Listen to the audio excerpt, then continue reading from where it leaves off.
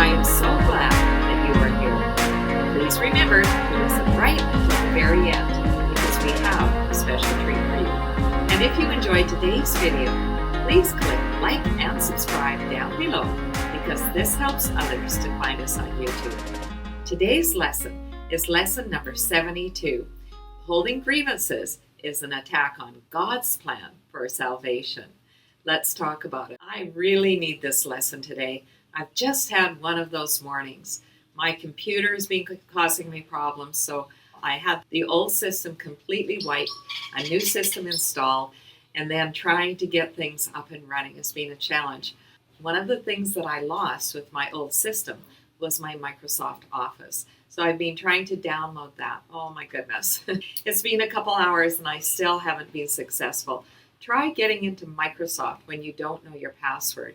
It's like trying to break into Fort Knox. I have a grievance against Microsoft, and that grievance is attacking God's plan for salvation. Whenever I go into that state, I am losing touch with my oneness with God and all of creation.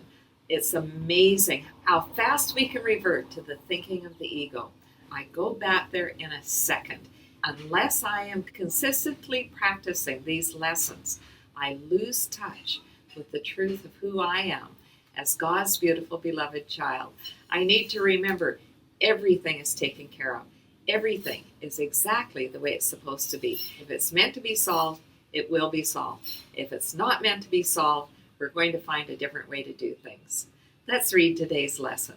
While we have recognized that the ego's plan for salvation is the opposite of God's, we have not yet emphasized that it is an active attack on his plan and a deliberate attempt to destroy it.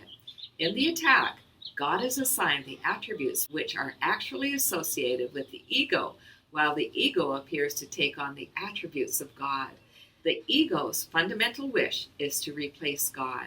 In fact, the ego is the physical embodiment of that wish, for it is that wish that seems to surround the mind with a body, keeping it separate and alone and unable to reach other minds except through the body that was made to imprison it. The limit on communication cannot be the best means to expand communication, yet the ego would have you believe that it is. Let's talk about it. As I said, it's amazing how fast we revert to the thinking of the ego without even knowing it. I went there this morning. How many times do I need to bang my head against the brick wall, hoping that eventually a hole is going to open? Remember, the ego does not want us to stay in constant contact with God. It is going to actively work to pull us out of God's peace and joy and happiness.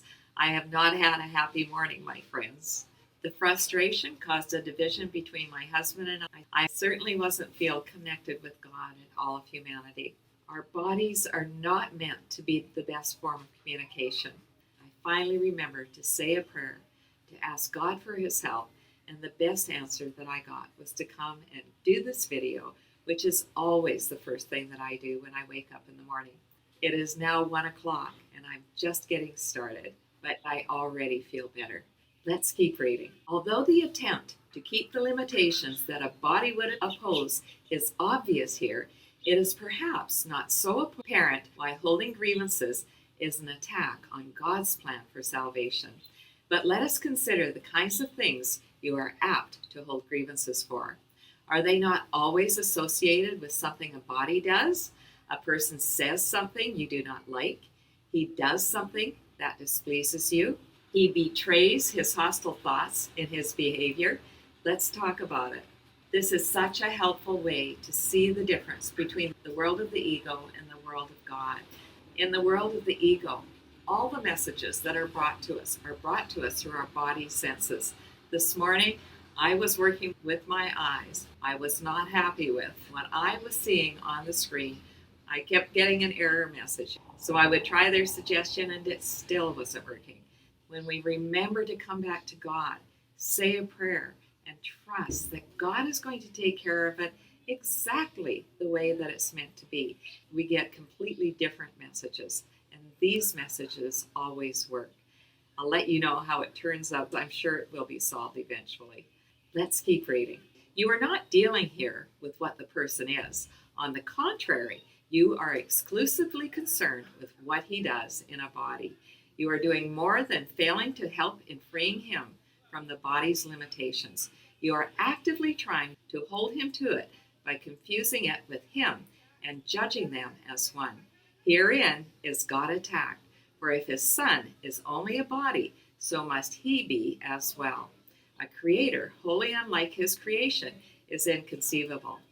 Let's talk about it. This paragraph clearly explains the problem. Organized religion could not conceive of the Creator being different than our humanity. If we look through history, we see how the abuse of power was exercised in the thinking of the day. Here's an example. If you didn't cooperate with the ideas of the church, you could be cast out of the group, you could be burned at the stake, you could be thrown in prison. On and on it went. That was people creating God in their own image. Have you ever done that? Those of us who struggle with God for that exact same reason. Perhaps we were raised in the church and we reject the God that our parents tried to force on us. Perhaps we have judged people who call themselves religious and we don't care for how they live their lives. We don't care for their holier than thou attitudes. We reject God, not understanding that we are creating God in our image. And the people that we're judging very likely have created God in their own image. Let's keep reading. If God is a body, what must his plan for salvation be? What could it be but death? In trying to present himself as the author of life and not of death, he is a liar and a deceiver, full of false promises and offering illusions in place of truth. The body's apparent reality makes this view of God quite convincing. In fact, if the body were real, it would be difficult indeed to escape this conclusion. And every grievance that you hold insists that the body is real. It overlooks entirely what your brother is. It reinforces your belief that he is a body and condemns him for it. And it asserts that his salvation must be death, projecting this attack onto God and holding him responsible for it. Let's talk about it.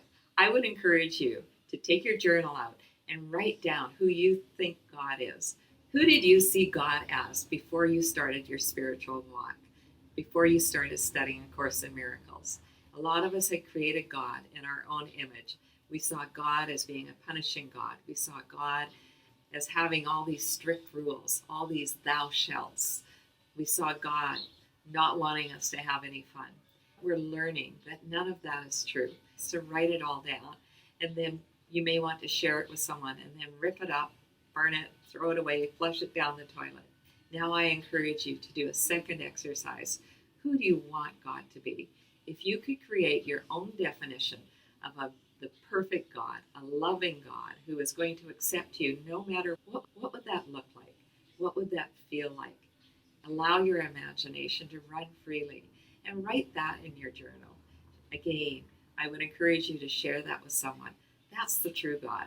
I can tell you for sure that when I accept this understanding of God as completely loving, completely accepting, it changes my perception of myself as well. It's an incredible thing. I encourage you to do this exercise today. Let's keep reading. To this carefully prepared arena where angry animals seek for prey and mercy cannot enter, the ego comes to save you. God made you a body. Very well.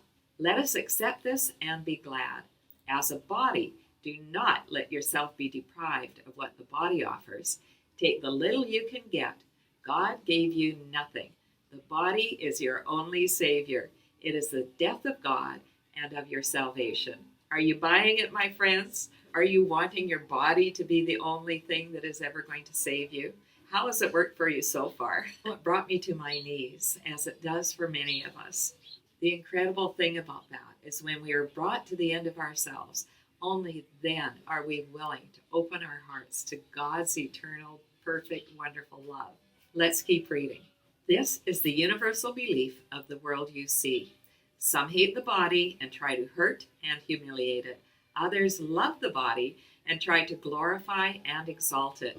But while the body stands at the center of your concept of yourself, You are attacking God's plan for salvation and holding your grievances against Him and His creation that you may not hear the voice of truth and welcome it as friend. Your chosen Savior takes His place instead. It is your friend. He is your enemy. Let's talk about it. Many of us have made God our enemy. I went through a period in my life where I was very afraid of God.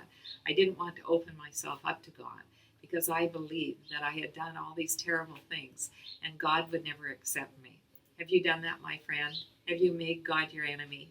I would encourage you to write down whatever you think you have done, that God would never accept you. The ego tells us these lies to keep us stuck, to keep us trapped in our old, fearful way of thinking. One thing I know for sure is that when we share our deepest thoughts, the things that we're afraid, that we believe make us shameful, when we share that with God and we share that with another person, that sets us free.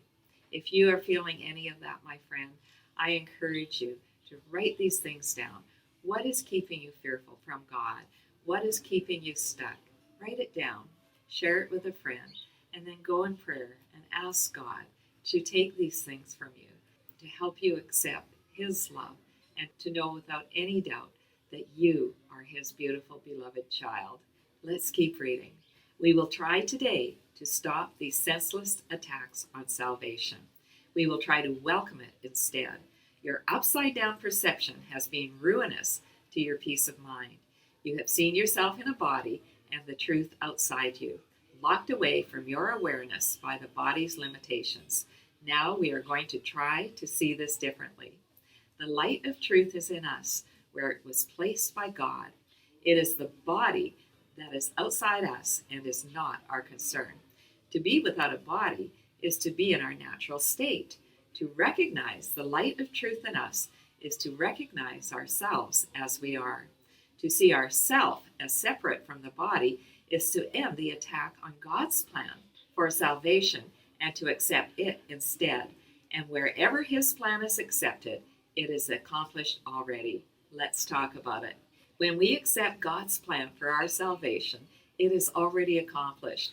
We let go of our body identity and we accept that we are spirit. We are an idea in the mind of God.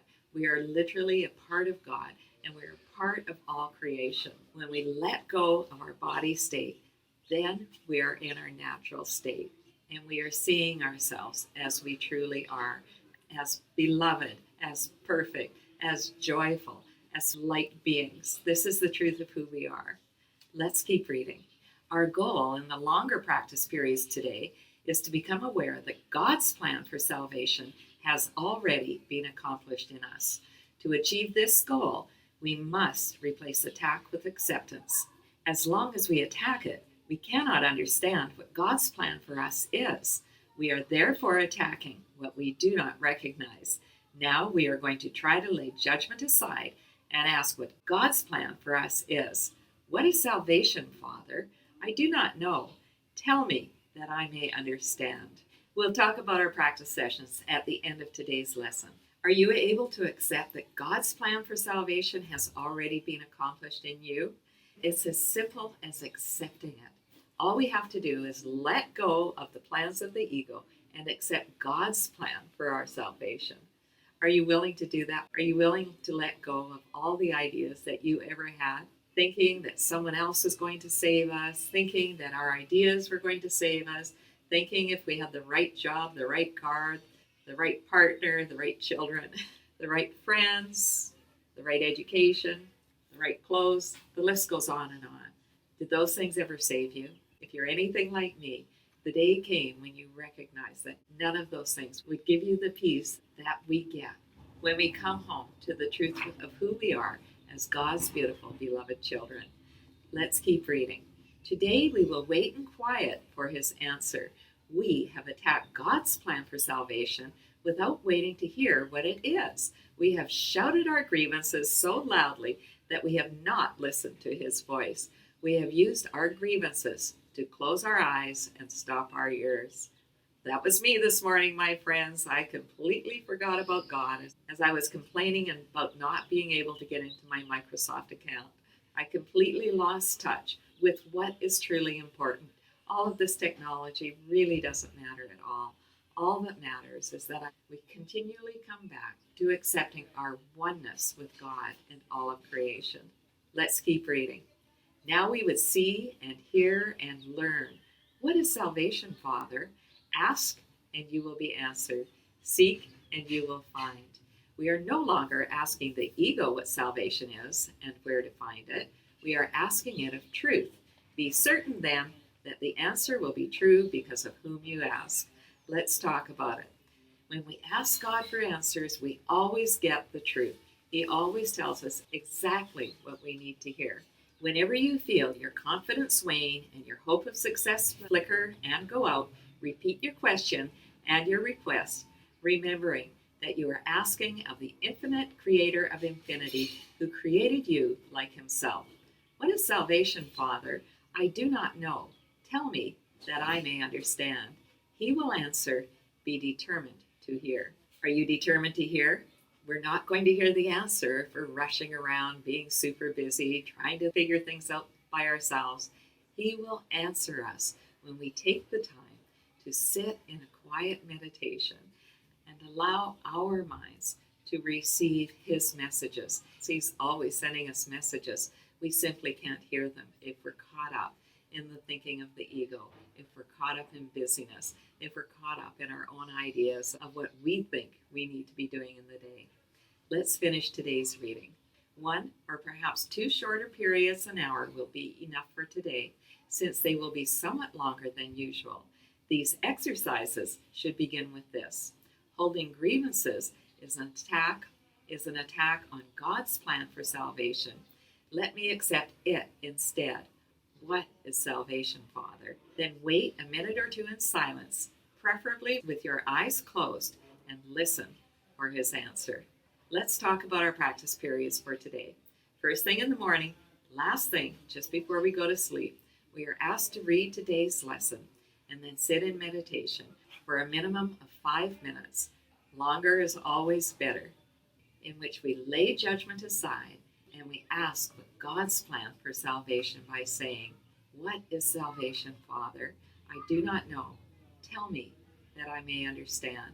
And then we just sit in our meditation as we listen for God's word. For our shorter practice periods, we are asked to stop on the hour and every half hour, in which we simply state, holding grievances is an attack on God's plan for salvation. Let me accept it instead. What is salvation, Father? And then we sit for a minute or two as we allow God's plan to come through to us. Thanks so much for listening right until the end, my friends. If you enjoyed today's video, please share the love. Tell others about these videos. Encourage them to start at lesson 1 and only do 1 lesson a day. Are you ready for our special treat? Spring is in the air. Spring is in the air. I love this tree. It's the neatest thing. The flowers look like bottle brushes. I'm just going to show you some of them on the ground here. It's so cool. Let's take a look at one. Is that not the coolest thing? Bottle brush. My hair. Have a great day, everyone. I love you. Holding grievances is an attack on God's plan for salvation. Let go of all of your grievances today, my friends. Accept the truth of who you are. Come home to God's love, joy, peace, and salvation. I love you.